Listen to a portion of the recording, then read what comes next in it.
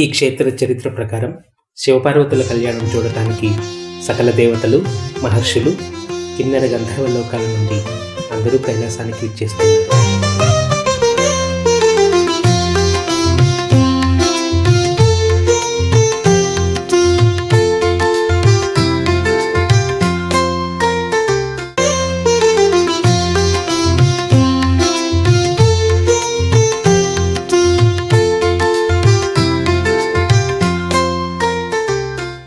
వివాహానికి వచ్చిన వారిలో చాలామంది తపస్సంపన్నులు ఒకే చోట చేరడం వల్ల వారి తపశ్శక్తి బరువుకు భూమికి ఉత్తర దిక్కులో భారం ఎక్కువై తన కక్ష నుండి ఒరిగిపోయే ప్రమాదం ఉన్నందున పరమశివుడు మహాతపస్సంపన్నుడైన అగస్త్య మహర్షిని భూమి బరువును సమతులనం చేయడానికి దక్షిణ దిక్కు చివరికి వెళ్ళమంటాడు.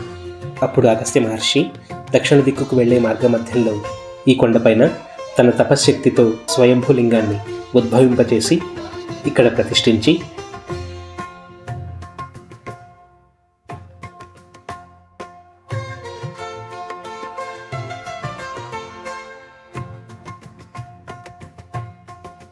దక్షిణ దిక్కుకు వెళ్ళి అక్కడి నుండే శివపార్వతుల కళ్యాణాన్ని వీక్షిస్తాడు.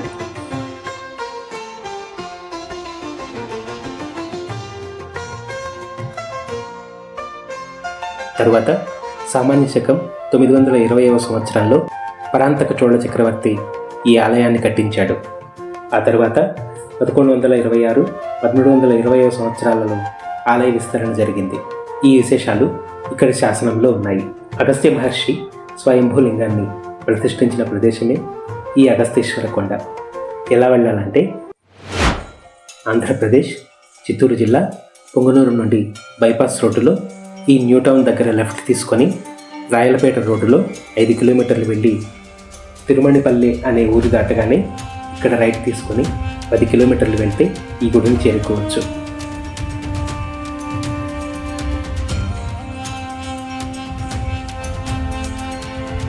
అక్కడ కనిపిస్తుంది కదా, అదే ఆ కొండ. ఈ నెక్కుంది అనే ఊరు దాటగానే ఘాట్ రోడ్డు మొదలవుతుంది.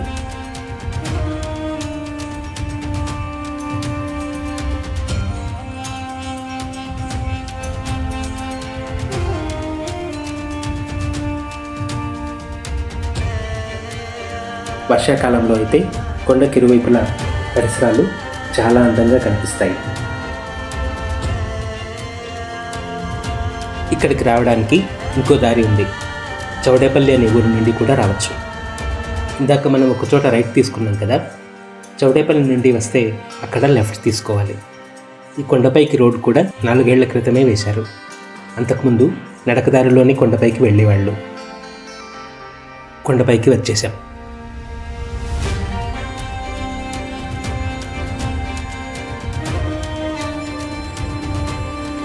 మనం చిన్నప్పటి నుండి ఎన్నో అద్భుతాల గురించి వింటూ ఉంటాం, కానీ పట్టించుకోం. ఒకసారి చూసిన తర్వాత వాటి విలువ తెలుస్తుంది. ఈ గుడి అలాంటి అద్భుతాలలో ఒకటి. దక్షిణ ద్వారం ఉన్న క్షేత్రం కాబట్టి దక్షిణ కాశీగా పిలుస్తారు. ఆ మహర్షి తపస్సు ప్రభావం చేత తనంత తానుగా పుట్టిన శివలింగం కాబట్టి స్వామివారిని యోగ అగస్తేశ్వర స్వామి అని పిలుస్తారు. ఆలయం లోపలికి వెళ్దాం.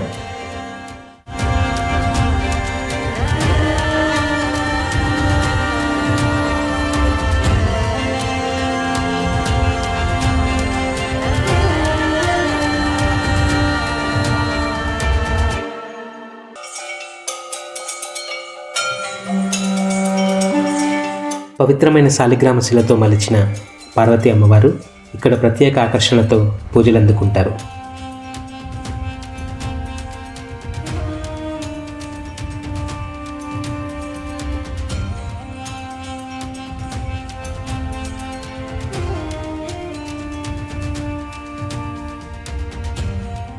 ఈ గుడిలో పంచనందులు ఉన్నాయి.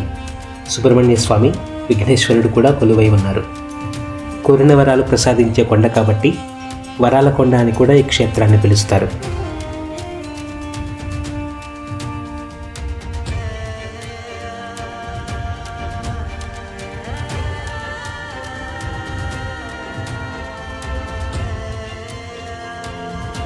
గర్భగుడిలోకి వెళ్దాం.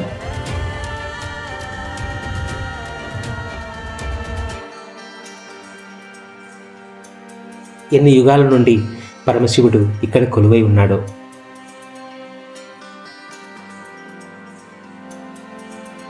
స్వామివారిని చూస్తే ఏదో తెలియని దివ్యమైన అనుభూతి, చాలా ప్రశాంతంగా అనిపిస్తుంది. కొంతసేపు ఇక్కడే ఉండాలనిపిస్తుంది. సాధారణంగా గర్భగుడిలో వీడియో అనుమతించరు. అదృష్టం కొద్దీ అర్చకులు అభిలాష స్వామివారు అనుమతించారు. వారికి కృతజ్ఞతలు.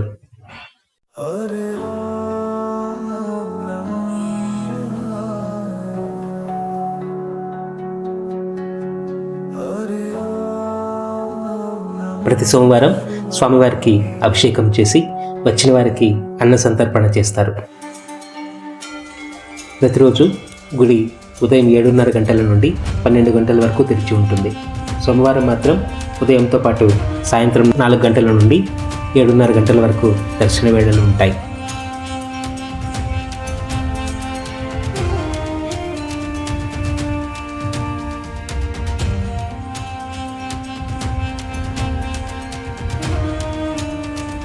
ఇక్కడ ఇంకో ప్రత్యేకత, చాలా విశాలమైన కోనేరు.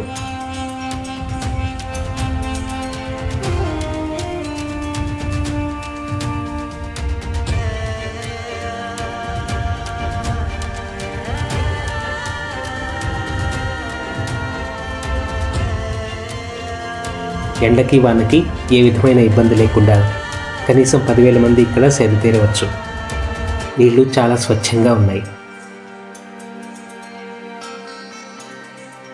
ఈ కొండలో స్వర్ణముఖి అనే నది అంతర్వాహినిగా ప్రవహించడం వల్ల ఈ కోనేటిలో నీళ్లు ఎప్పుడూ ఇంకిపోవు.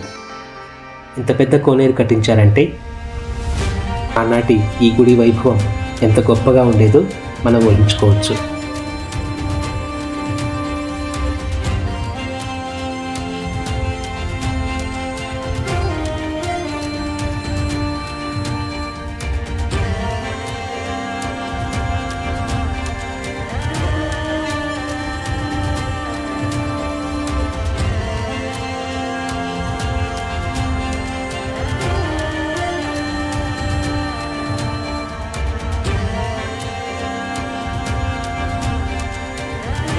ఇక్కడే ఒక చిన్న గుహ లాంటిది ఉంది. పూర్వం ఆలయం కట్టేటప్పుడు పనివాళ్ళు ఇక్కడ ఉండేవాళ్ళేమో.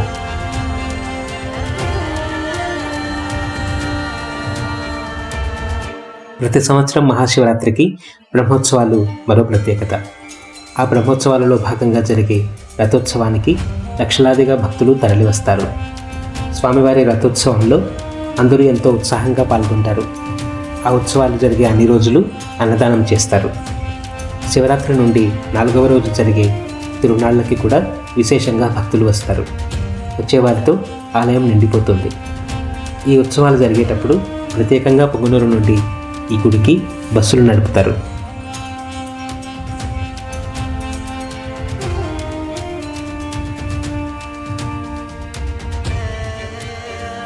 ఈ పర్వదినాల్లో ఆ సందడి మళ్ళీ మళ్ళీ చూడాలనిపిస్తుంది.